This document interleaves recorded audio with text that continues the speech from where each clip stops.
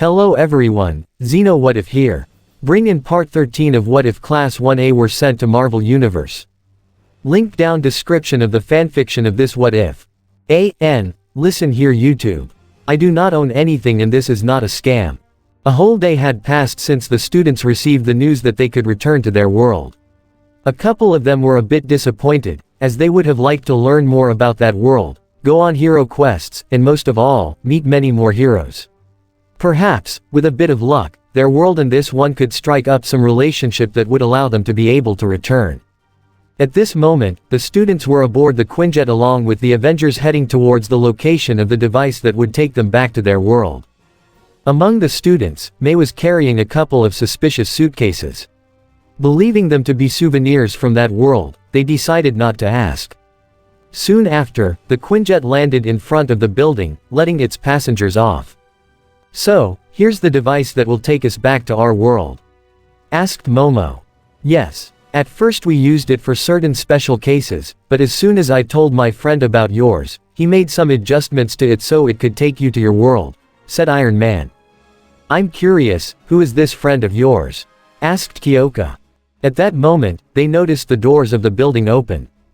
"You have him in front of you," said Iron Man. The students looked straight ahead to see four people come out of the building but were dumbfounded to discover who they were. They were a man with black hair, a blonde woman, a blonde man, and a man who appeared to be made of rocks.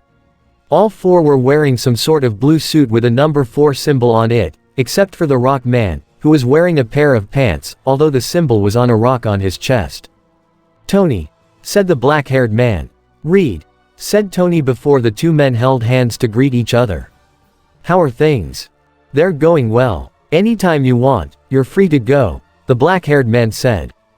"And I guess those kids are the visitors you told us about," said the blonde man looking at the students who were still in shock. They are," began Denki.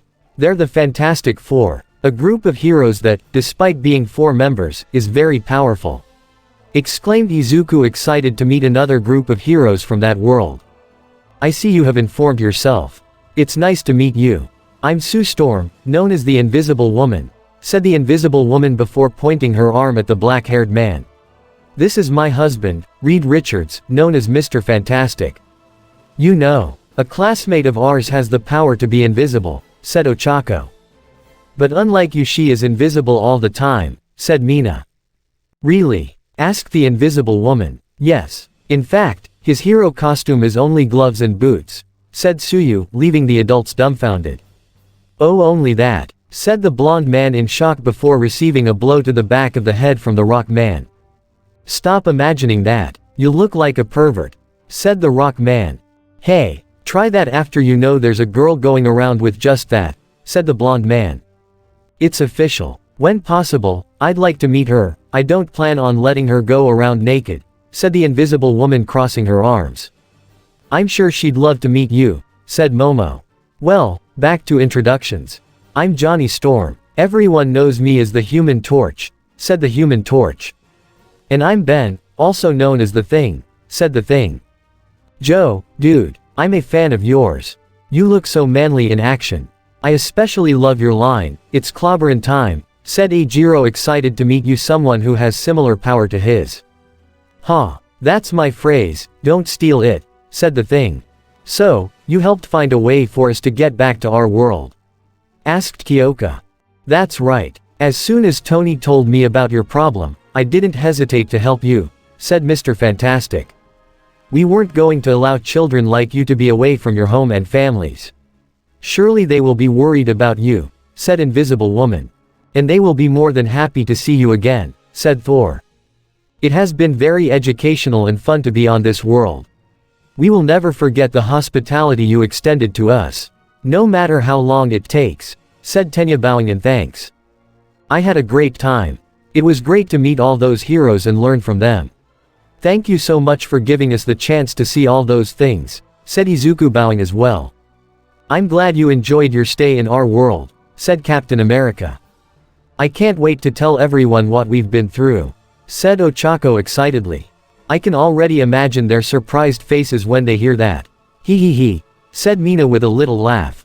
"They'll see when we tell them that we fought real villains in real missions." They'll die of envy, said Katsuki. I'm afraid it's not going to be a happy reunion at all. Don't forget that Hydra plans to attack your city, said Iron Man. That's why we'll go with you, began Mr. Fantastic, gesturing to him and his group. We will help you defend your world. You're coming with us? Asked Shoto. Why sure. When does one ever get the chance to go to another world where almost everyone has powers? Asked Johnny. Besides, we could use all the help we can get for this invasion. Not just from the heroes of your world, said Falcon. That's why we're here, said a male voice very familiar to everyone. They turned and saw the second squad of the Avengers, Shuri, Professor Xavier, the X-Men, the Young Mutants, the Royal Family of Inhumans, Doreen, Daisy, Spider-Man and Spider-Gwen appear around the place. Guys, what are you all doing here? Asked Izuku. What do you think? We're coming with you, said Kamala. Were you really planning on leaving without saying goodbye? Asked Rogue. You have done so much for our world and for us, said Professor Xavier. So it's time for us to return the favor by helping you protect your world, said Medusa on behalf of her husband. Besides, I'm very curious to see how your world is after everything you've told us, said Spider-Man. But if you all go to our world, who will protect yours? Asked Eijiro. There are many more heroes than you can imagine, they will be able to take care of the problems in our absence, said Doreen. Not to mention that S.H.I.E.L.D. gives us their full approval, said Daisy. Are you coming too, Shuri? Asked May, excited for her new friend to come with her to her world. Well, yes. Our technology is very advanced, but I'm very interested to see what kind of technology you have, said Shuri. You'll love it, you'll see, said May. I hope you don't have any problems, said Wolverine to the Avengers. Not at all. The more the merrier, said Iron Man. All right, if we're all ready to go, let's get going, said Mr. Fantastic, leading the whole group inside the building where they could see a huge ring-shaped machine placed on a podium near some stairs. Is that the machine that will take us back to our world? Asked Suyu. That's right. As I'm sure you've been told, we usually use this to send the most dangerous villains to a place they'll never escape from. When Tony told me about your problem, I had to make a few adjustments so that I could get you back to your world, said Mr. Fantastic, entering a couple of commands into the machine. And now that it's all set up, we can go there right away, said Invisible Woman. Before we go through, you should take this, said Thor, handing them all a vial with a certain liquid in it. For all we know, we will be going to a place where they will speak Japanese, so, if you drink that, it will help you understand the language perfectly and vice versa. Without questioning the Thunder God, everyone drank the liquid. Fortunately, none suffered any effects from it. After entering the last commands, Mr. Fantastic pressed a button, causing a large vortex to form in the metal ring.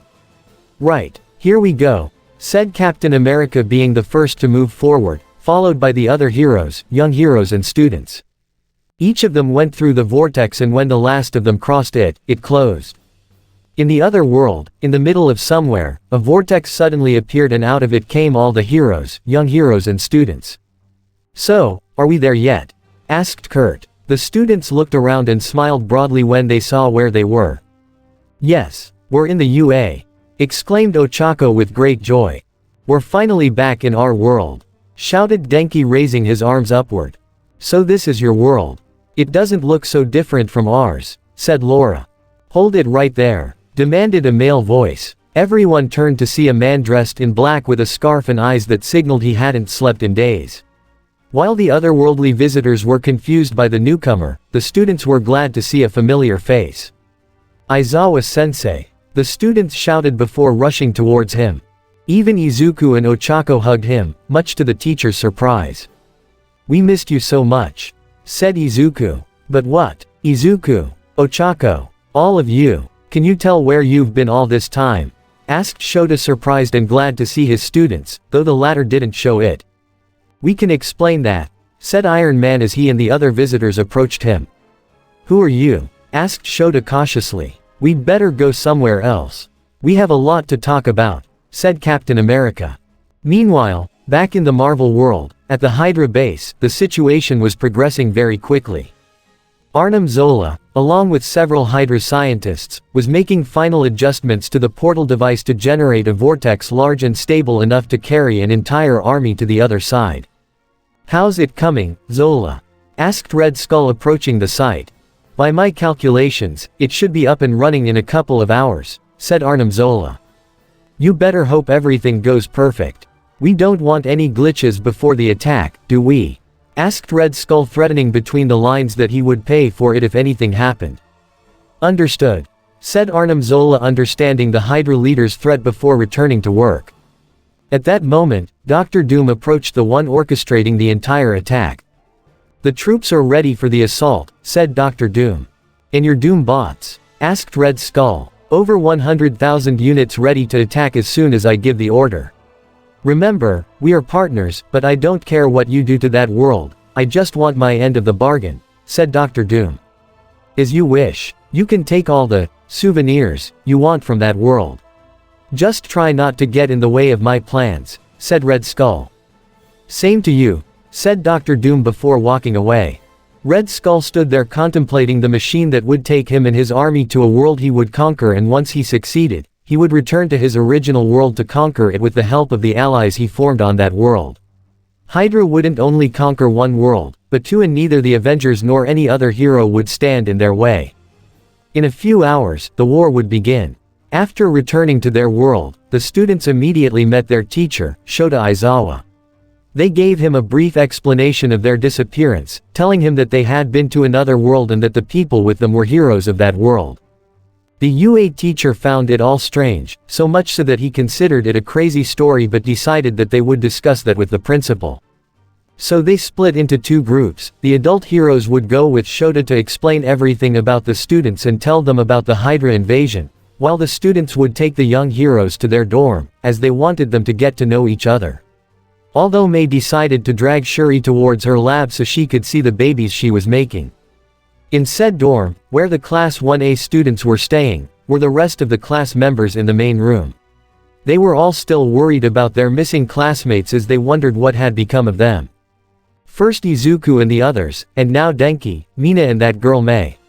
"What the hell is going on?" asked Hanta. "Do you think it's the villains doing? After what happened at the camp, it would make sense," said Masharao. "What if we're next? What if they take us to a place we'll never come out of or see the light of day again?" asked Minoru, panicking. "Calm down. If we were next, they would have already acted recently," said Mezzo.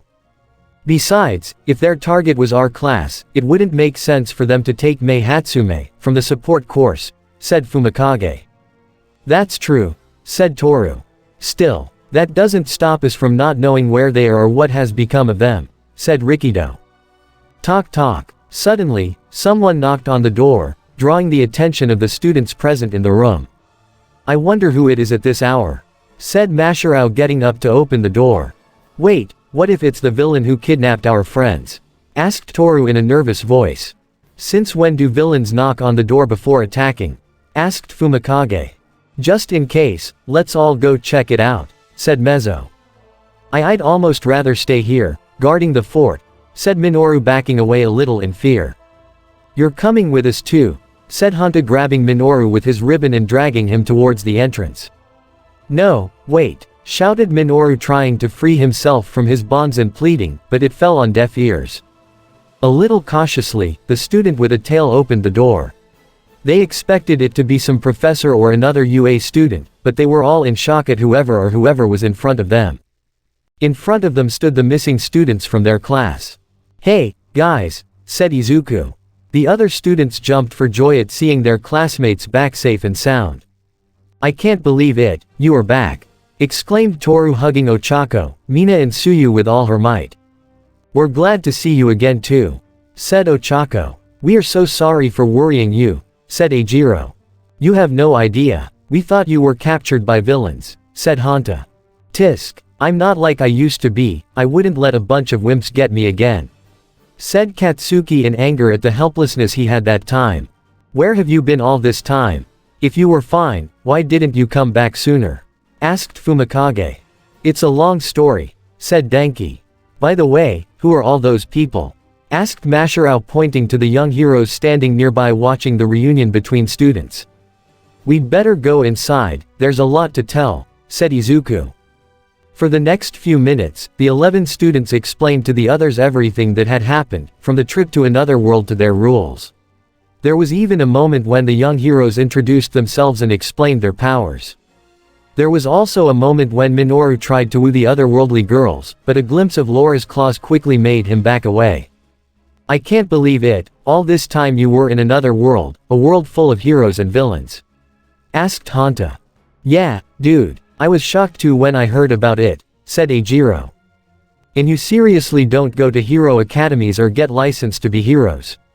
Asked Fumikage. Yes, things are different in that world, said Tsuyu. Which is better, no doubt, said Katsuki. We may go to a school that helps us become better heroes, but as far as our world is concerned, being a hero isn't an occupation. You don't get paid for it, said Laura. That's right, if you want to be a hero, just be one, said Spider-Gwen. We don't fight evil for money or fame, we do it because it's the right thing to do, said Kitty. Although most heroes, including some of us, when they're not saving the world, live like normal people with normal jobs to earn a paycheck or even go to school, said Kurt. It sounds complicated, said Koji. Wouldn't it be all messed up with so many people with powers running around and using their powers when they want to? Asked Rikido.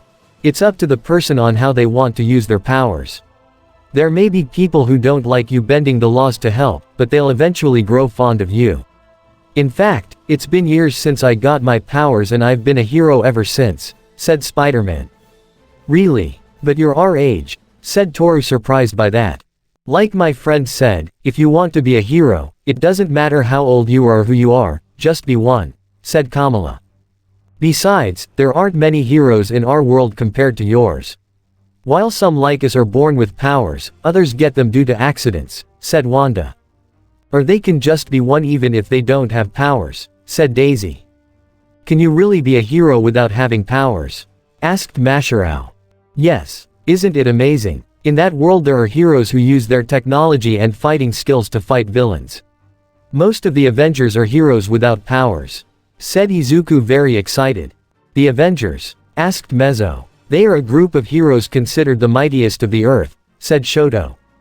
Really? Are they that powerful? Asked Yuga. They are, since one of their members, who has no powers, defeated Katsuki in a fight, said Tenya. What? Someone without powers defeated Katsuki? Asked Minoru in shock. Just because he got lucky and caught me off guard. Next time I'll kick his ass, exclaimed Katsuki angrily. Not only that, but I'm also a member of the second squad of the Avengers, said Kamala. You're an Avenger? Asked Fumikage. Despite being our age, you are what in our world would be considered a professional heroine. How envious I am of you, asked Rikido. Anyone can be an Avenger, you just have to prove yourself, said Kamala. Are there more pretty and sexy heroines? Asked Minoru. So, if there were no hero licenses or anything like that in that world, does that mean you could go around defeating villains? Asked Hanta, ignoring his partner's question. That's right. There's no problem because you show your powers in public or use them in your own way, said Doreen. I told you that world was better, said Katsuki. You bet. Since we came to that world we have faced many villains. Gods, a terrorist organization, evil mutants, killer robots, inhumans, said Eijiro, remembering the battles they had in the other world. Wait, gods? What do you mean? Asked Mezzo. Oh, right. We didn't tell you, but one of the Avengers is the real god of thunder, Thor, said Ochako.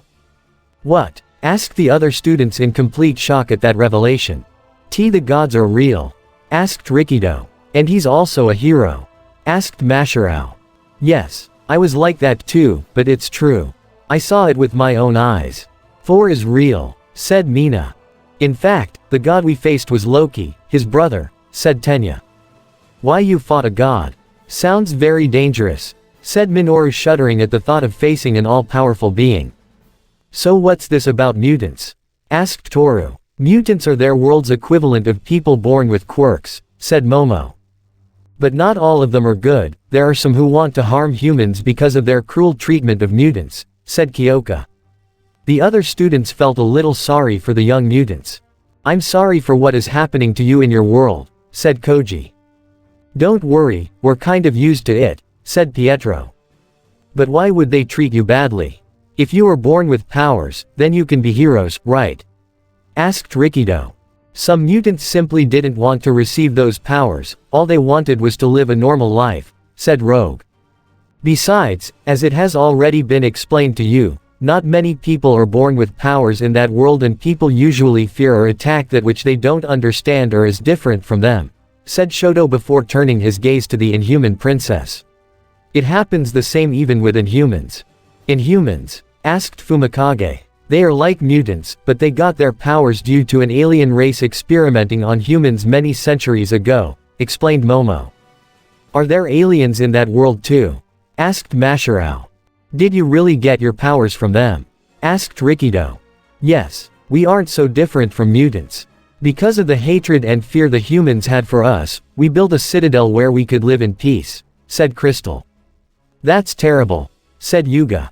Yes. I thought your world was mind-blowing, but I see that it can also have its bad side, said Mezzo. It's possible, but despite that, we keep going forward to protect people and convince them that mutants, Inhumans and humans can live together in peace, said Kamala.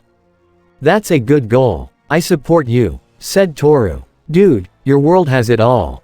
Gods, aliens, people born with powers, heroes without powers, said Hanta. I know. I still find it hard to believe I've experienced it in person, said Danki. After settling the whole matter of introductions and explanations, the 11 students decided to move on to a more important topic. Guys, there's something we need to tell you, said Izuku with a serious face, which worried the other students. What is it? Asked Masharao. It turns out that we found out who was behind the vortexes that took us to the other world, said Momo. Really? Who? Asked Fumikage. Hydra, replied Shoto.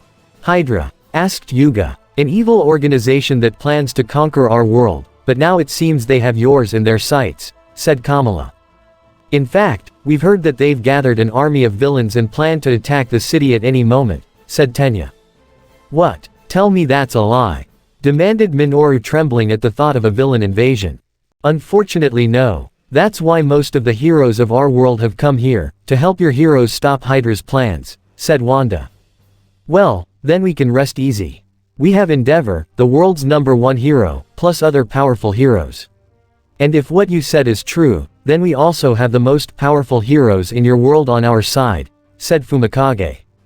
Not to mention that there is a god among them, said Rikido. That's possible, but we're talking about Hydra. Even if you had gathered all the heroes of the world, they would surely have been prepared to face them, so it would be best not to underestimate them or let your guard down, said Daisy. It's possible, but you have to keep in mind that they didn't count on the heroes of your world being here and knowing about their plan. So there is a chance of victory, said Momo, bringing optimism to the others. Everyone spent the next few minutes chatting with each other about things related to both worlds. Despite knowing that there would be an invasion of villains from another world, they were at ease knowing that the mightiest heroes of both worlds would fight together to defeat them. In the UA meeting room were Nezu, All Might, Endeavor, Present Mike, Smintos, Midnight, Snipe, Ectoplasm and Power Loader. The moment Shota informed them of the students' return along with some surprising guests, they all went to gather in the room so they could discuss the matter. Once they arrived, Shota told them what the students told them about how they had been in another world with their own set of heroes and villains. I have to admit, it's a very interesting story, said Principal Nezu. I'm sorry if you don't believe in it, said Captain America. On the contrary, after the appearance of the quirk, I believe anything is possible and travel between worlds isn't excluded from that list, said Nezu. All Might rose from his seat. If what you have said is true, then I am very grateful to you for taking care of our students during their stay on your world and bringing them back, said All Might, bowing in thanks. We were beginning to despair of ever finding them. How can we thank you? Asked Midnight. A simple thank you is more than enough, said Captain Marvel. After all, it is a hero's duty to help people in need, said Cyclops. I'm sure you would have done the same, said Beast. I wouldn't doubt it for a moment, said Nezu. Intriguing. I know scientists and conspiracy paranoids have been talking or theorizing about the multiverse, but now I see it's actually true, said Ectoplasm. Whatever the case, I thank you for keeping my son safe during his presence on your world, said Endeavor. Your son is Shoto Todoroki, is he not? Asked Karnak. Yes. What of it? Asked Endeavor. Your son saved our king's life, said Medusa pointing to her husband. Wait, he's a king? Asked Smintos. Yes, Black Bolt is the king of the city of Atalan, the city of the Inhumans. And he isn't the only one, as I am the king of Wakanda, said Black Panther. You're a hero and also a king. That must be very complicated, said All Might, said impressed. It is, but I must do my best, not only to protect my people, but also my world, said Black Panther. A world where a king can also be a hero must be awesome, commented Present Mike. Well, it's not over yet. This guy here is the real god of thunder, Thor, said Hawkeye pointing to his companion. Needless to say, the heroes were somewhat confused by that information. I must have something in my ears, because I thought I heard that he is a god, said Shota, not quite believing what they were saying. I'm afraid he's not lying. I am Thor, son of Odin, prince of Asgard and god of thunder, said Thor, raising his hammer, suddenly causing thunder and lightning to appear outside the building. That was enough to convince the heroes, who were in shock at that revelation. I can't believe it. A real god in our midst, said Midnight. Now it turns out that gods are real and that they are heroes in that world. Asked Present Mike in shock. How do we know it's not a story? That wasn't the work of some kind of power? Asked Endeavor, being cautious and not quite believing what they were saying. I have no reason to lie to you, my friends. It is up to you whether you believe me or not, said Thor. Out of curiosity, are you from the same hero agency or from different companies? Asked Snipe. The laws of our world are very different from yours, said Captain America. That's right. In our world there are no such things as hero academies or licenses to be heroes, said Ant-Man. Aren't there? Then how can one become a hero? Asked Nezu curiously. As long as you have the right dedication and the necessary skills, anyone can be a hero. Even those without powers, said Captain America. How can one become a hero if they have no powers? Asked Snipe. As my friend said, if you have the necessary skills, one can be a hero. In fact, some of us don't have powers, said Iron Man.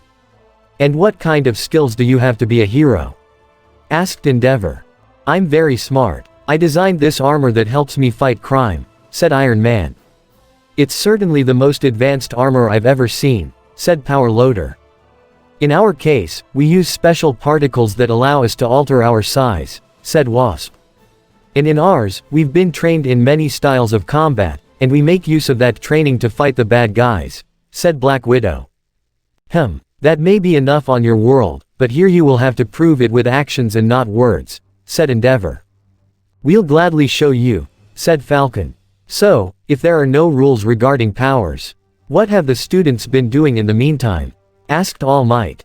Well, let's just say they've been pretty busy with some of our villains, said Vision.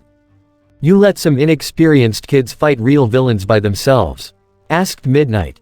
They weren't going alone at any time. In fact, there's no rule that says they can't. Hell, there's a kid their age in our town who's faced threats as serious as ours, said Hawkeye. Not to mention that a member of our group is also their age, said Captain Marvel. I guess that's just the way things are in your world, said Shota, who, although he was worried about the fact that they were fighting real villains, had to be calmed by the fact that a little experience wouldn't hurt. Your world is certainly amazing in its own way. I look forward to learning more about it, said Nezu. Ladies, gentlemen, began Professor Xavier, commanding the attention of those present. As much as I would like to discuss certain topics with those present, we have more important matters to discuss. The professor is right. We haven't come merely to accompany your children, said Wolverine. The professional heroes in the room began to feel a little nervous at the seriousness of the otherworldly heroes. So what did you come here for? Asked Snipe. We found out who caused your students to end up on our world, said Iron Man. Who? Asked Endeavor, wanting to punch the guy who took his son. Hydra, said Black Widow. Hydra, you mean the mythological creature with many heads? Asked Smintos. No, Hydra is an organization that plans to take over our world, but now it has this world as its target, said Captain America. It has gathered many soldiers and villains from our world to attack yours and conquer it, said Thor. The faces of the professional heroes were filled with concern and seriousness. How much time do we have until that attack happens? Asked Nezu. A couple of hours at most, said Hawkeye.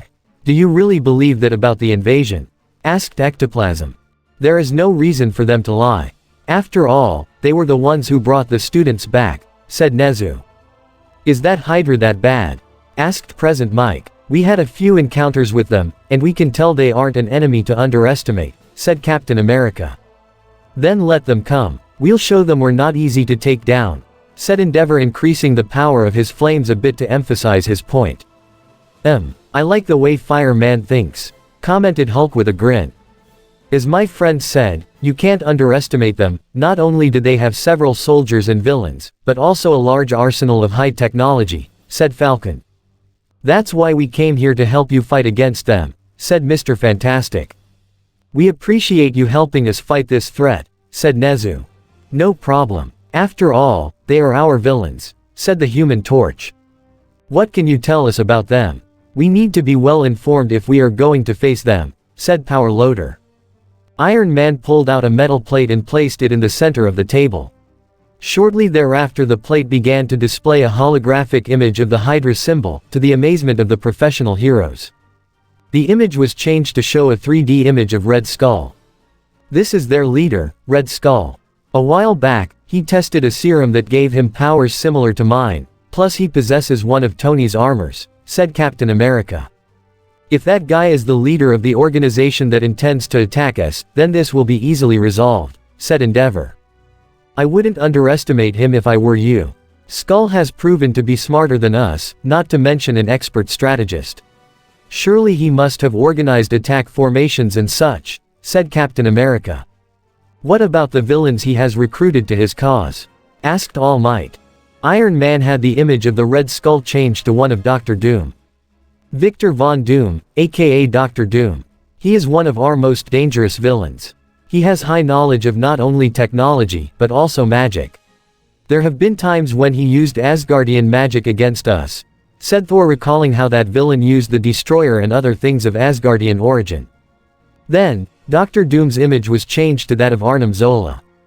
This is Arnim Zola, one of Hydra's top scientists during its early days. In order to stay alive and continue his research, he transferred his mind to that of a machine, said Iron Man. Unbelievable. Such a thing should be impossible even for our technology, said Power Loader, amazed at what that villain did. His robotic body isn't the only dangerous thing about him, began Iron Man, continuing his explanation. Every time his body is destroyed, he transports his mind to any technological device he can find. Iron Man then changed the image to that of Hyperion. Who's that? He looks more like a hero than a villain, said Snipe. That's because he was. Hyperion was once the hero of an alien world, but his methods were questionable. He threatened people with harm if they didn't obey the laws. The people of his planet turned against him, and that caused him to destroy it himself, said Captain America. The professional heroes gasped in horror when they heard that. A hero who destroyed his own world. It had to be the most horrible thing they had ever heard. All Might clenched his fists in anger. Such an act is unforgivable.